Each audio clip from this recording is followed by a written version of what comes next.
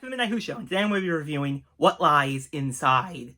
This is a brand new era for the 8th Doctor on audio, and I was really looking forward to it. Seriously, we've had so many years with multi-part box sets. It's a nice little break, nice little refresh, honestly, which I think the 8th Doctor audio has needed a lot, because Stranded was just okay, but you could really see the kind of cracks in this 4-part box set forming, so I was really excited for these just standalone adventures. Now, this box set has 2 stories, Paradox of the Daleks, which is a 2-parter, and the Dalby Spook. Now, while this is a brand new era for the 8th Doctor, it does continue on with Helen and Liv after the events at Stranded 4, which I think is okay. You know, there's so many eras of the 8th Doctor, I think this just seems like just them keeping things safe and just kind of keeping the same TARDIS team for adventures, which I do understand. But we also got the 8th Doctor Time Worm stories, which does seem to be doing some things different in the next box set, so I'm very excited for that. Paradox of the Daleks was a really good story. It did take a little bit to kind of kick in a little bit, but once it did, it was like off the rails, and it's definitely the type of story you expect from John Dorney, and that's why he is my favorite writer from Big Finish. Now, this story finds a space station doing some temporal experiments, which means time travel shenanigans with the Daleks. And I know a lot of people, you just hear the Daleks and it's like, oh no, another Dalek story. Like, we've had so many of them. Actually listen to this one, and you'll actually be pretty impressed, because it is a really different type of Dalek story. There's lots of twists and turns all around there, and you're kind of figuring out with all these kind of time travel and what's happening. And I really like the TARDIS team in this story. Seriously, Helen and Liv were phenomenal. They kind of disguised themselves as Daleks in the story, and that was absolutely hilarious.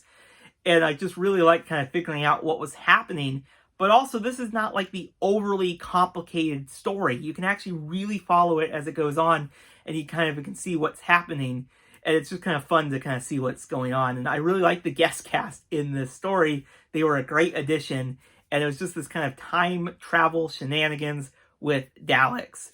And I think, you know, after so many Dalek stories, this is kind of like a nice breath of fresh air, really, because it has a lot of similar elements, but it tries to do something a little bit different with them. And I like this kind of self-contained story on the space station.